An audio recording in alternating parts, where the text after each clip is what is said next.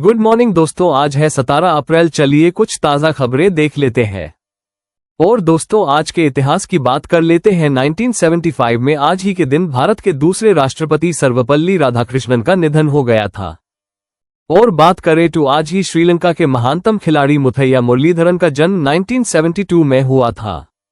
और दोस्तों, आज ही कनाडा ने संविधान अपनाया था। दोस्तों, बात कर लेते हैं सोने के दाम ने कल यानी 16 अप्रैल को नया ऑल टाइम हाई बनाया। India Boolean and jewellers association (IBJA) के अनुसार 10 ग्राम 24 कैरेट सोने का दाम 1,387 रुपये बढ़कर 94,489 रुपये पर पहुंच गया। इससे पहले 10 ग्राम सोने की कीमत 93,102 रुपये थी। 1 किलो चांदी की कीमत आज 373 रुपये बढ़कर 95,403 रुपये प्रति किलो हो गई है। इससे पहले चांदी का भाव 95,030 रुपये प्रति किलो था। वहीं 28 मार्च को चांदी ने 1,09,34 रुपये और 11 अप्रैल को सोने ने 93,353 रुपये का हाई बनाया था।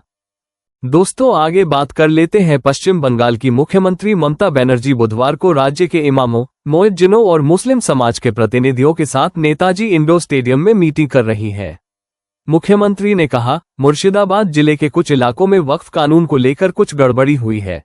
ममता ने कहा, विपक्ष का आरोप है कि तृणमूल कांग्रेस वक्फ हिंसा में शामिल है। अगर हमारे नेता हिंसा में शामिल होते तो उनके घरों पर हमला नहीं होता।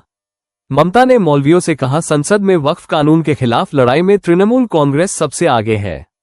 उन्होंने आरोप लगाया कि भाजपा कुछ मीडिया संस्थानों को पैसे देकर बंगाल को बदनाम करने के लिए अन्य राज्यों में हुई हिंसा के वीडियो प्रसारित करवा रही है।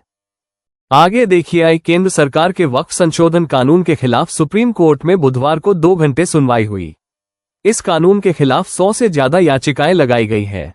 सुप्रीम कोर्ट ने इन पर केंद्र से जवाब मांगा है, लेकिन कोर्ट ने कानून के लागू होने पर रोक नहीं लगाई है। सुप्रीम कोर्ट ने वक्फ कानून के विरोध में देशभर में हो रही हिंसा पर चिंता जताई।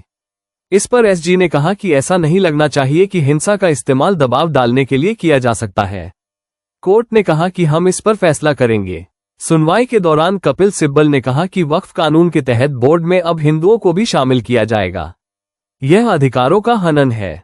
इस पर सुप्रीम कोर्ट ने केंद्र से पूछा कि क्या वो मुसलमानों को हिंदू धार्मिक ट्रस्टों का हिस्सा बनने की अनुमति देने को तैयार है। हिंदुओं के दान कानून के मुताबिक कोई भी बाहरी बोर्ड का हिस्सा नहीं हो सकता है। आगे देखिए, भारत के मुख्य न्यायाधीश संजीव खन्ना ने अपने उत्तराधिकारी के रूप में जस्टिस BR गवई के नाम की आधिकारिक सिफारिश की है। उनके नाम को मंजूरी के लिए केंद्रीय कानून मंत्रालय को भेज दिया गया है। इसके साथ ही जस्टिस भूषण रामकृष्ण गवई का भारत का 52वां मुख्य न्यायाधीश बनना तय हो गया है। परंपरा है कि मौजूदा CJI अपने उत्तराधिकारी के नाम की सिफारिश तभी करते हैं जब उन्हें कानून मंत्रालय से ऐसा करने का आग्रह किया जाता है। मौजूदा CJI संजीव खन्ना का कार्यकाल 13 मई को खत्म हो रहा है। CJI खन्ना के बाद वरिष्ठता सूची में जस्टिस गवई का नाम है, इसलिए जस्टिस खन्ना ने उनका नाम आगे बढ़ाया है। हालांकि उनका कार्यकाल सिर्फ 7 महीने का होगा। आगे देखिए, अमेरिका और चीन के बीच टैरिफ वॉर और आगे बढ़ गई है। अमेरिका ने अब चीन पर 100% और टैरिफ लगा दिया है। इसके साथ अमेरिका इंपोर्ट होने वाले चीनी सामान पर कुल टैरिफ 245% हो गया है। चीन ने 11 अप्रैल को अमेरिकी सामान पर 125% टैरिफ लगाया था, जिसके जवाब में ट्रंप ने नया टैरिफ लगाया है। इससे पहले चीन ने कहा था कि अब वो अमेरिका की तरफ से लगाए जाने वाले किसी भी अतिरिक्त टैरिफ का जवाब नहीं देगा। चीन बोला, अमेरिका के साथ ट्रेड वॉर से नहीं डरते। आगे देखो दोस्तों, देश में पुलिसिंग के मामले में तेलंगाना पहले नंबर पर और पश्चिम बंगाल आखिरी पायदान पर है। जुडिशियरी के मामले में केरल टॉप पर और पश्चिम बंगाल आखिरी नंबर पर है। Budget, vacancy, infrastructure, SC, ST, OBC और महिलाओं की नियुक्ति जैसे 32 पैमानों पर पुलिस और 25 पैमानों पर जुडिशियरी को आंका गया है। मंगलवार 15 अप्रैल को सर दोराबजी टाटा ट्रस्ट ने इंडिया जस्टिस रिपोर्ट 2025 जारी की। इस रिपोर्ट में देश में पुलिस, जेल, जुडिशियरी और कानूनी मदद का हाल बताया गया है। इन सब के ओवरऑल मामले में टॉप 5 राज्यों में एक भी BJP शासित राज्य नहीं है। 18 बड़े राज्यों में यूपी 17वें नंबर पर है। आगे देखो, बिहार के मुजफ्फरपुर में बुधवार को एक दलित बस्ती के 50 से अधिक घरों में आग लग गई। हादसे में 4 बच्चों हो गई है। मृतकों में छोटू पासवान की बेटी अंशिका कुमारी 05, राज पासवान की बेटी ब्यूटी कुमारी 08, सृष्टि कुमारी 06, विपुल कुमार 10 शामिल है। वहीं 15 से 20 बच्चे आग से बचने के लिए इधर उधर भाग गए थे। 2 घंटे बाद गायब सभी बच्चे अपने घर पहुंच गए। मुजफ्फरपुर जिला प्रशासन का कहना है कि घटना में 5वें व्यक्ति की मौत अफवाह थी। बताया जा रहा है कि शॉर्ट सर्किट की वजह से हाई टेंशन तार गोलक पासवान के घर पर गिरा, जिसकी वजह से आग लगी। फिर देखते ही देखते पूरे जुगी इलाके में फैल गई। इस दौरान कई जुगियों में रखे सिलेंडर ब्लास्ट कर गए। आगे देखो, गुरुग्राम लैंड स्कैम केस में कांग्रेस सांसद प्रियंका गांधी के पति रॉबर्ट वाड्रा से लगातार दूसरे दिन प्रवर्तन निदेशालय (ईडी) ने 2 घंटे पूछताछ की। ईडी ने उन्हें कल फिर से पूछताछ के लिए बुलाया है। पूछताछ के बाद वाड्रा ने कहा कि वे मुझसे बहुत प्यार करते हैं। वाड्रा सुबह 11 बजे के बाद ईडी ऑफिस पहुंचे थे। उनके साथ प्रियंका गांधी भी थीं। वो पूछताछ तक वेटिंग रूम में बैठी रहीं। इससे पहले मंगलवार को भी ईडी ने वाड्रा से करीब 6 घंटे पूछताछ की थी। वाड्रा से पूछताछ के लिए पैदल ही दफ्तर पहुंचे थे। बुधवार को पेशी से पहले वाड्रा ने कहा, मैं कभी भी अपने आप को सॉफ्ट टारगेट नहीं बुलाऊंगा। आप, केंद्र सरकार, मुझे परेशान करोगे या कोई प्रेशर डालोगे तो मैं और उभर कर आऊंगा, स्ट्रांग बनूंगा। हम लोगों की बात रखते हैं, इसलिए टारगेट पर है। हम किसी से डरते नहीं हैं। आगे देखिए, मलयालम एक्ट्रेस विंसी एलोशियस ने अपने इंस्टाग्राम अकाउंट पर एक वीडियो शेयर किया है, जिसमें उन्होंने बताया कि एक एक्टर ने फिल्म के सेट पर नशे की हालत में उनके साथ गलत व्यवहार किया। हाल ही में विंसी ने ये घोषणा की थी कि वह किसी ऐसे एक्टर के साथ कभी काम नहीं करेगी जो ड्रग्स लेता हो। विंसी एलोशियस कहती है, कुछ दिन पहले एक एंटी ड्रग्स कैंपेन में मैंने कहा था कि मैं अब उन लोगों के साथ फिल्में नहीं करूंगी जिनके बारे में मुझे पता है कि वे नशा करते हैं। मेरे इस बयान के बाद कई तरह की प्रतिक्रियाएं सामने आईं।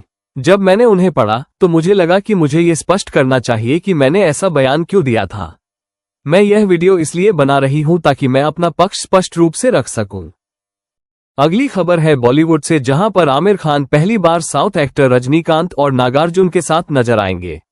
आमिर अब बॉलीवुड के बाद साउथ इंडस्ट्री में भी डेब्यू कर रहे हैं। एक्टर जल्द ही साउथ की फिल्म कुली में रजनीकांत और नागार्जुन के साथ नजर आने वाले हैं। रजनीकांत की फिल्म कुली काफी बज में है। इस फिल्म में रजनीकांत, नागार्जुन के अलावा कन्नड़ फिल्म इंडस्ट्री के एक्टर उपेंद्र भी नजर आएंगे। उपेंद्र ने फिल्म में आमिर की एंट्री कंफर्म की है। इस फिल्म में आमिर खान कैमियो रोल में नजर आएंगे। एक और खबर है बॉलीवुड से, जहां पर अक्षय कुमार इन दिनों अपनी अपकमिंग फिल्म केसरी 2 को लेकर चर्चा में है। इसी बीच उन्होंने सलमान खान के काम की तारीफ की और एक्टर को सपोर्ट किया है। सिकंदर के रिलीज होने के बाद सलमान को ट्रोल किया जा रहा था। कोई कह रहा था कि फिल्म बॉक्स ऑफिस पर कमाल नहीं दिखा पा रही, तो कई लोग कह रहे थे कि सलमान खान अब बूढ़े हो गए हैं। इन्हीं सब पर अब अक्षय ने ट्रोलर्स की फटकार लगाई है। आगे देखिए, महाराष्ट्र राज्य विद्युत पारेषण कंपनी लिमिटेड MAHATRANSCO ने 493 पदों पर भर्ती निकाली है। उम्मीदवार ऑफिशियल वेबसाइट mahatransco.in पर जाकर आवेदन कर सकते हैं। आगे देखिए, गुरुग्राम की अनुराधा गर्ग ने चीन में होने वाला मिसेज ग्लोब इंटरनेशनल 2025 अवार्ड जीता है। ये ब्यूटी कॉन्टेस्ट चीन के शेंझेन में आयोजित किया गया था। अनुराधा भारत की पहली मिसेज ग्लोब इंटरनेशनल बनी है। इस कॉन्टेस्ट में 80 से ज्यादा देशों के कंटेस्टेंट शामिल थे। ये कंपटीशन 4 से 13 अप्रैल के बीच आयोजित हुआ था। आगे देखो, 2028 लॉस एंजल्स में आयोजित ओलंपिक गेम्स में क्रिकेट का आयोजन साउथ कैलिफोर्निया के पोमना के फेयरग्राउंड में खेला जाएगा। इसके लिए यहां पर अस्थायी तौर पर क्रिकेट स्टेडियम तैयार किया जाएगा। मंगलवार को आयोजन समिति ने इसकी घोषणा की। पोमना के फेयरग्राउंड, जिसे फेयरप्लेक्स के नाम से जाना जाता है, ये लॉस एंजल्स से लगभग 50 किलोमीटर पूर्व में है। ये 500 एकड़ का इवेंट कॉम्प्लेक्स है, जिसने साल 1922 से लॉस एंजल्स काउंटी फेयर की मेजबानी की है। यह venue concert, trade show, sports और कल्चरल इवेंट के लिए जाना जाता है। यहां पूरे साल इवेंट आयोजित होते रहते हैं। आगे देखो, तमिलनाडु के रामनाथपुरम जिले में एक उत्सव के दौरान अंगारों के गड्ढे में गिरने से 56 साल के एक भक्त केशवन की मौत हो गई। ये घटना कुयावनकुडी में अग्नि चलन अनुष्ठान के दौरान हुई। इस हादसे का एक वीडियो वायरल हो गया है। स्थानीय रूप से थीमिधी थिरुविझा के नाम से जाना जाने वाला यह अनुष्ठान वार्षिक सुब्बैया मंदिर उत्सव का हिस्सा है, जो इस बार 10 अप्रैल को शुरू हुआ था। भक्त अपनी मन्नतें पूरी करने और आशीर्वाद लेने के लिए जलते अंगारों से भरे गड्ढे में नंगे पैर चलते हैं। आगे देखो, सुप्रीम कोर्ट ने बुधवार को हैदराबाद यूनिवर्सिटी के बगल में एक भूखंड पर पेड़ों को काटने की जल्दबाजी में की गई कार्रवाई के लिए तेलंगाना सरकार को फटकार लगाई। कोर्ट ने निर्देश दिया कि अगर वो चाहती है कि उसके मुख्य सचिव को किसी भी गंभीर कार्रवाई से बचाया जाए तो वो 100 एकड़ वन भूमि को पहले जैसा करने की योजना लेकर आए।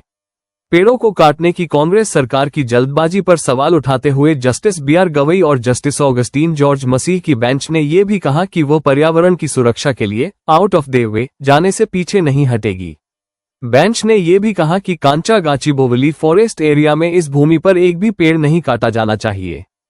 आगे देखो, सुप्रीम कोर्ट ने महाराष्ट्र के अकोला जिले के पाटूर नगर परिषद के बोर्ड पर मराठी के साथ उर्दू भाषा के उपयोग को चुनौती देने वाली याचिका को खारिज कर दिया है। मंगलवार को कोर्ट ने सख्त टिप्पणी करते हुए कहा कि भाषा का धर्म नहीं होता और उर्दू को केवल मुसलमानों की भाषा मानना सच्चाई और भारत की विविधता की एक दुर्भाग्यपूर्ण गलतफहमी है।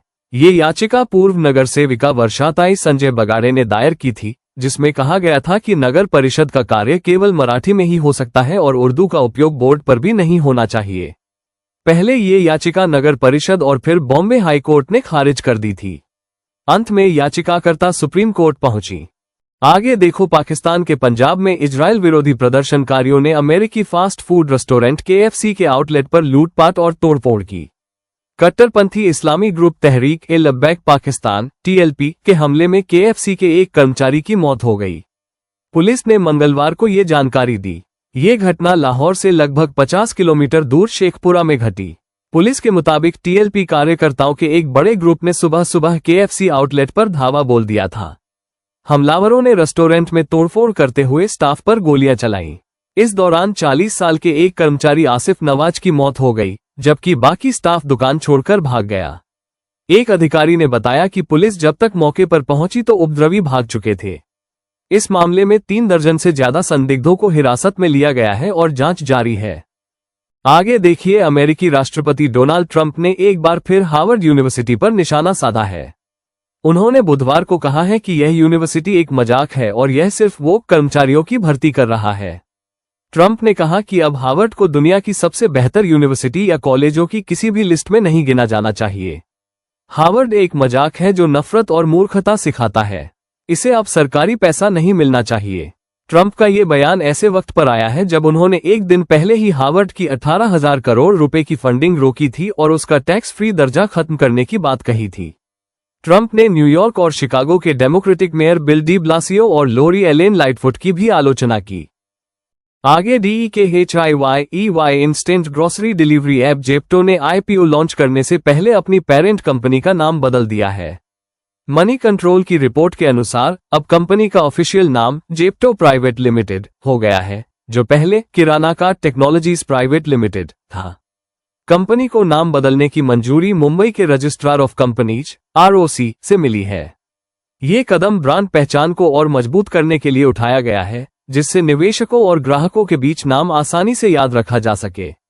रिपोर्ट्स के मुताबिक कंपनी इस साल के अंत या 2026 की शुरुआत में IPO ला सकती है। जेप्टो ने पिछले कुछ महीनों में टोटल $1.35 बिलियन 11,558 करोड़ रुपए से ज्यादा जुटाए हैं। कंपनी ने जून 2024 में लगभग 5,700 करोड़ रुपए और अगस्त 2024 में लगभग 2,900 करोड़ रुपए जुटाए थे। आगे देखिए, ईरान के सर्वोच्च नेता अली खामनेई ने मंगलवार को भारत, चीन और रूस जैसे देशों के व्यापार बढ़ाने की बात कही। उन्होंने कहा कि ईरान को एशिया के आर्थिक केंद्र वाले देशों के साथ आर्थिक संबंध बढ़ाने चाहिए और पड़ोसी देशों को प्राथमिकता देनी चाहिए। अमेरिकी राष्ट्रपति डोनाल्ड ट्रंप ने 2 अप्रैल को दुनिया के सभी देशों पर रेसिप्रोकल टैरिफ लगाया था, जबकि चीन को छोड़कर बाकी सभी देशों के लिए 90 दिन तक रोक दिया गया। ऐसे में दुनिया के ज्यादातर देश अमेरिका पर निर्भरता कम करने के लिए रीजनल व्यापार को बढ़ावा देने की कोशिश कर रहे हैं। आगे देखिए, इस सर्विस प्रोवाइड करने वाली कंपनी विप्रो का जनवरी-मार्च तिमाही में कंसोलिडेटेड नेट प्रॉफिट सालाना आधार पर 26% बढ़कर 3,570 रुपए करोड़ रहा। पिछले साल की समान तिमाही में ये 2,835 करोड़ रुपए रहा था। वहीं तिमाही आधार पर कंपनी का नेट प्रॉफिट 6.44% बढ़ा है। तीसरी तिमाही में ये 3,354 करोड़ रुपए रहा था। विप्रो ने आज यानी बुधवार 16 अप्रैल को फाइनेंशियल ईयर 2025 की चौथी तिमाही Q4 FY25 यानी जनवरी-मार्च तिमाही के नतीजे जारी किए हैं। नतीजों के साथ विप्रो ने अपने शेयर होल्डर्स के लिए प्रति शेयर 6 रुपए का फाइनल लाभांश डिविडेंड का भी ऐलान किया है। कंपनियां अपने शेयरधारकों को मुनाफे का कुछ हिस्सा देती हैं, उसे लाभांश या डिविडेंड कहते हैं। आगे देखिए, अलीगढ़ में शादी से 10 दिन पहले होने वाले दामाद के साथ भागने वाली सास वापस आ गई है। बुधवार को राहुल के साथ अनीता दादो थाने पहुंची। यहां पुलिस ने दोनों को हिरासत में लेकर पूछताछ की। अनीता ने बताया वो अपने पति के अत्याचारों और मारपीट से परेशान थी। पति बुरा बर्ताव करता था, इसी वजह से राहुल के साथ भागी। उसने हाथ जोड़कर कहा वो अपना जीवन राहुल के साथ बिताना चाहती है। आज 16 अप्रैल को राहुल और शिवानी की शादी थी। 6 अप्रैल को ही सास अनीता के साथ राहुल भाग गया था। राहुल इससे पहले भी एक महिला के साथ भाग चुका है। आगे देखिए, पानीपत जिले के समालखा कस्बे में एक पति ने अपनी पत्नी को जिंदा जला दिया। करीब 5 साल पहले दोनों की शादी हुई थी। उत्तर प्रदेश से हरियाणा के पानीपत में काम के लिए आए थे। यहां दोनों के बीच किसी बात पर कहासुनी हुई, जिसको लेकर आरोपी पति ने अपने दोनों बच्चों को झोपड़ी से बाहर निकाला और फिर झोपड़ी में आग लगा दी, जिससे महिला की जलकर मौत हो गई। मामले की शिकायत मृतक के पिता ने पुलिस को दी है। पुलिस ने शिकायत के आधार पर केस दर्ज कर लिया है।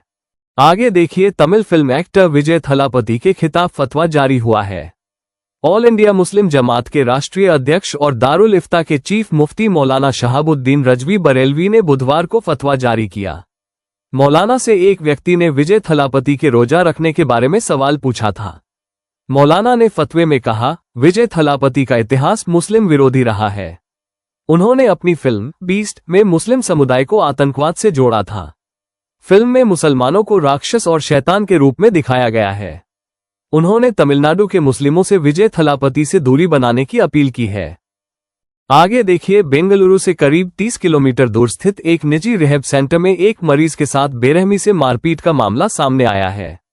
मरीज ने वार्डन के कपड़े धोने और टॉयलेट साफ करने से इनकार किया था, जिस पर उसके साथ मारपीट की गई। इस घटना का वीडियो सोशल मीडिया पर वायरल होने के बाद पुलिस ने कार्रवाई करते हुए सभी आरोपियों को गिरफ्तार कर लिया है। सीसीटीवी फुटेज में देखा जा सकता है कि एक मरीज को एक कमरे में कोने में ले जाकर पहले एक युवक डंडे से मारता है, जबकि अन्य लोग वहां खड़े होकर तमाशा देखते हैं। इसके बाद दूसरा युवक भी डंडा लेकर उसे पीटना शुरू कर देता है। मरीज को बार बार खींचा और घसीटा जाता है। पुलिस के मुताबिक ये घटना कुछ समय पहले की है, लेकिन इसका वीडियो अब सामने आया है। वीडियो वायरल होने के बाद पुलिस ने तुरंत केस दर्ज किया। मारपीट में शामिल लोगों के खिलाफ आर्म्स एक्ट सहित कई धाराओं में मामला दर्ज किया गया है। पुलिस मामले की गहराई से जांच कर रही है और यह पता लगाने की कोशिश कर रही है कि क्या इससे पहले भी इस केंद्र में इस तरह की घटनाएं हुई हैं। इस बर्बरता को लेकर आम लोगों में भी आक्रोश है और प्रशासन से सख्त कार्रवाई की मांग की जा रही है। आगे देखिए, दिल्ली की पटियाला हाउस कोर्ट ने एक हाई प्रोफाइल ठगी के मामले में आरोपी अजय कुमार नयर की जमानत याचिका को खारिज कर दिया है। नयर पर आरोप है कि उसने खुद को केंद्रीय गृहमंत्री अमित शाह का भतीजा बताकर एक कारोबारी से 3.9 करोड़ रुपए ठगे। आरोपी 10 नवंबर 2021 से न्यायिक हिरासत में है।